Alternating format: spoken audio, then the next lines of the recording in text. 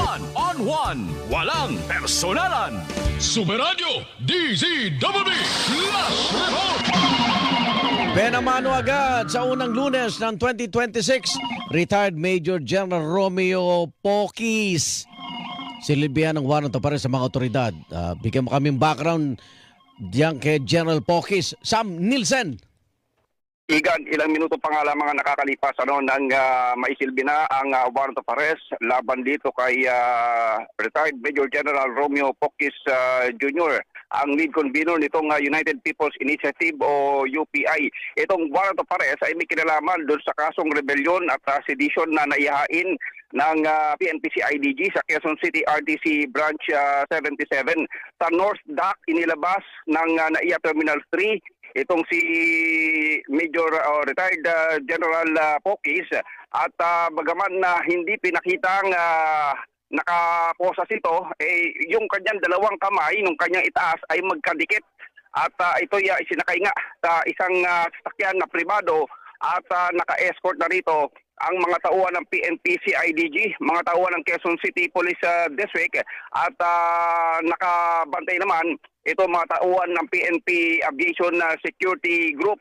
Matatandaan, Igan, nag-ugat itong kasong inciting to sedition laban dito kay Pokis dahil nga sa kanyang naging partisipasyon at paninindigan sa mga malawakang protesta at panawagan sa kasalukuyan o laban sa kasalukuyang administrasyon, partikular nang isagawa yung protesta noong November 16 at 17 sa People Power Monument sa EDSA na inorganisahan ng kanyang grupong United People's Initiative o UPI batay sa kopya ng warrant of arrest na inisyu nitong korte na naipamahagi naman sa media. Ditong isa sa mga legal counsel, ditong si Pokis, si Attorney Ferdy Topacio, nasa 48,000 pesos naman ang nire-recommendang piyansa dito nga sa inciting to sedition na kinakaharap ngayon nitong si Pokis. Ang impormasyon pang binabanggit sa atin nitong si Atty. Topacio, mula rito ay dadali na sa Campo Crame itong si General Pokis para isagawa na rin ang iba pa mga proseso kaugnay nitong kanyang pagkaka-aresto na rin matapos nga maisilbi na ang warrant of arrest sa kanyang pagbabalik dito sa bansa sa NAIA Terminal 3. Itong si General Pokis ay galing ng bakasyon sa Bangkok at inantabayanan siya dito ng mga pulis para nga maisilbi ang nasabing warrant of arrest. Yan muna ang sitwasyon mula pa rin dito sa NAIA Terminal 3. Ako rin Sam Nielsen ng Jemix Paradyo, DZWB. Dapat totoo. Superradyo DZWB Flash Report. Galing bakasyon. Pag-uwi na aresto. Superradyo DZWB Flash Report. Eto! Yung panukalang pambansang pondo ngayong taong 2026, pinirmahan na ni Pangulong Bongbong Marcos. Manny Vargas, pasok!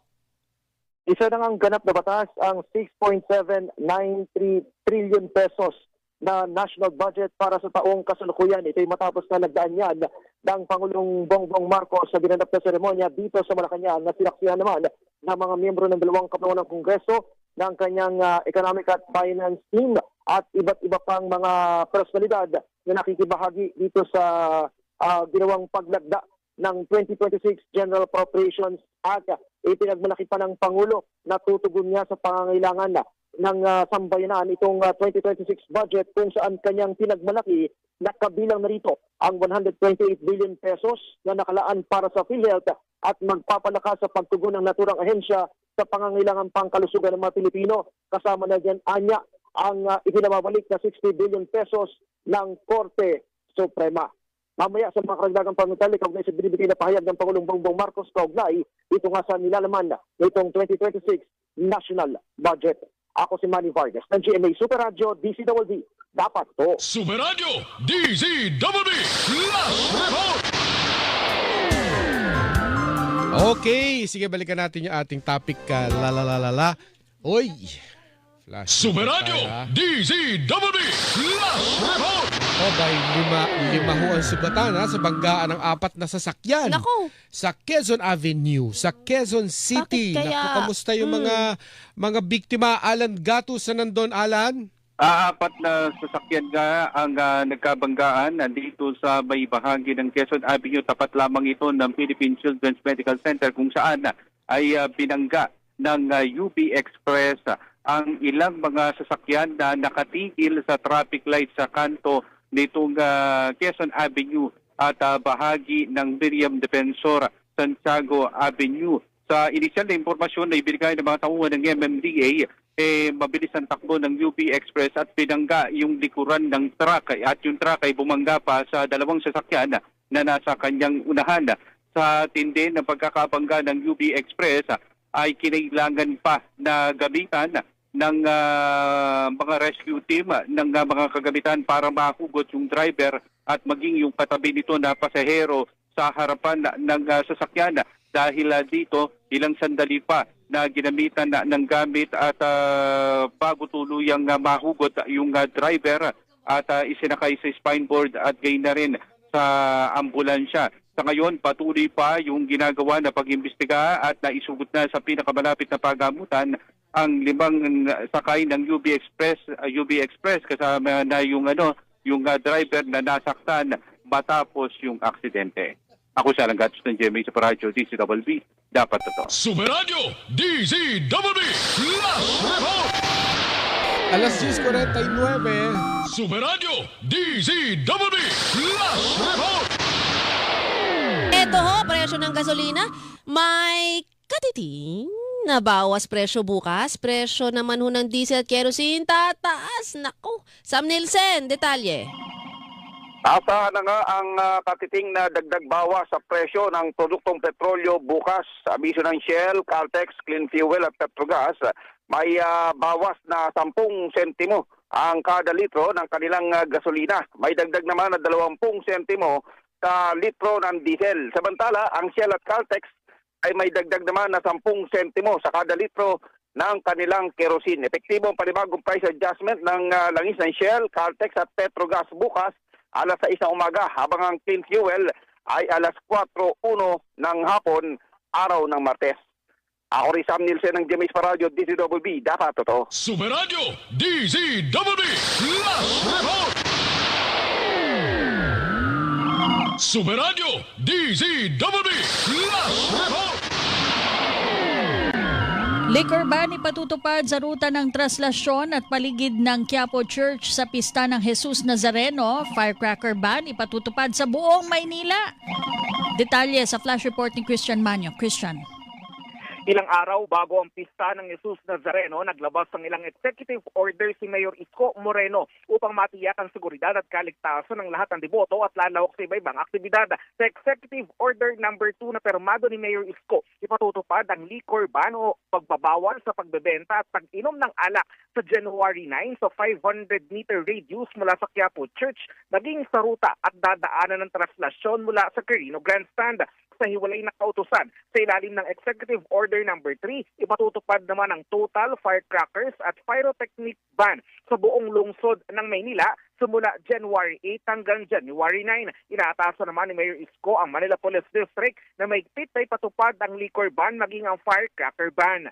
Ako, si Christian Manyo ng GMA Super Radio, DCWB, dapat totoo. Maraming salamat, Christian Manyo. Super Radio, DZWB, Last Report!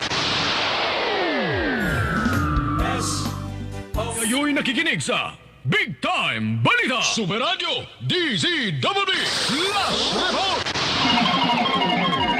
Report na akin tatanggapin. Buwan naman o ngayong hapon, imbakan po ng gulong nasunog sa Barangay San Cristobal, Calamba, Laguna. Hopefully malayo ito sa mga bahayan.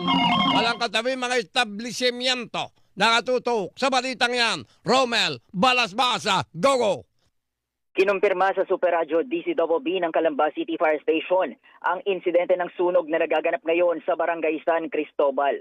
Wala pang iba pang detalye na naibigay ang Calamba City Fire Station dahil patuloy na inaapula ang sunog. Pero sa pakikipag-ugnayan din ng Super Radio DCWB sa Calamba City Public Order and Safety Office, ang nasusunog ay isang imbakan ng gulong na nasa highway. Ilang metro lang din ang layo nito sa isang gasolinahan. Ayon kay Josephine Carpio mula sa Command Center ng Calamba City Public Order and Safety Office, Nagtutulungan na ngayon ang mga bumbero mula sa iba pang bayan at lungsod ng Laguna sa pag-apula sa apoy. Sa abiso sa kanilang Facebook page, pinapayuhan ng mga motorista na gumamit muna ng mga alternatibong ruta dahil sa traffic build-up sa lugar. Ako, si Romel Balesbas ng GMA Super Radio. DCWB dapat totoo. Super Radio DZBB Last Report! Until very much, report ni Romel Balasbos. Ginagabi ka na naman. Hindi na yata tama yan. Action ba ang craving nyo? Saan ka pupunta? Pinapura ka ng lintik. Sagot yan ni Dake ngayong Enero. Sinong naririto nung araw na namatay ang aking kapatid? FBJ sa GMA, 3:15 p.m. Kwento ng pag-ibig na tunay at tapat. Stan, patagal kang nawala. Pero ni minsan sa puso't sa isip ko, hindi ako nakalimot na mahal kita. Maniwala ka sa akin, Catherine. Mga pagsasamahang walang katulad. You will be called the Eagle Squad. Pinanata mo na kami, hindi pa tayo talo. Hi, girls! Hi, Pogi! Hello, pare. Okay. Ayos. At mga eksenang tatatang ang linyahan. Oo nga pala. Marami nga pala kayo naibigay sa akin. Mga teknik sa dibdib. Oh, sinabi ko! Sinabi ko! Yan ang mga digitally enhanced movies ng Sabado Cine, 8 p.m. sa Viva Cinema. Masayang balik-balikan. Ginagabi ka na naman. Hindi na yata tama yan. Angat nga ako ng angat. Buo eh. Yun! Pinangangasin mo. Doon naman ako tumatawag. Ay, sure. Napapunta yun. Johnny! Mahal, kinagabi ka na naman. FBJ sa GMA. Ngayong Lunes na, January 5. Namatay sila. Dahil sa'yo na kapatid mo! Get the hell out of my house! Hindi ako ay dito! Never go! Never out! Get out! Hindi sapat ang malagasan. Naghahanap kasi kami ng mga ebidensya laban sa kanila. Okay lang po ba kung i-record yung statement?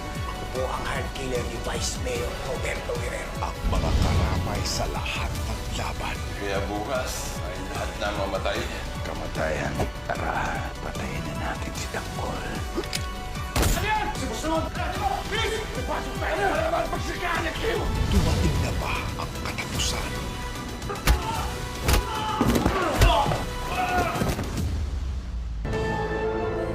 Ako, si kamatayan. Atakin ang buhay mo. Dahan-dahan ang pahirapan. Hanggang ikaw mismo ang magmamag-aawa. Napatayin na lang kita! Masakit ba?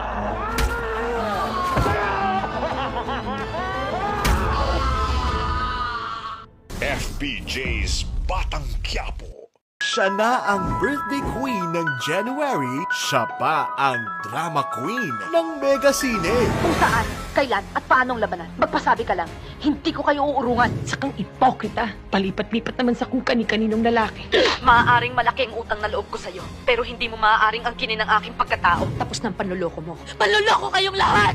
Promise you, everything will be alright. Sharon Cuneta, every Friday on Mega Cine. Dito sa Viva Cinema. Punong-puno ng ligaya ang aming puso dahil #1 tayo muli sa Mega Manila #1 AM station, Super Radio DZBB at #1 FM station, Barangay LS 97.1. Salamat sa regalong ito, mga kapuso!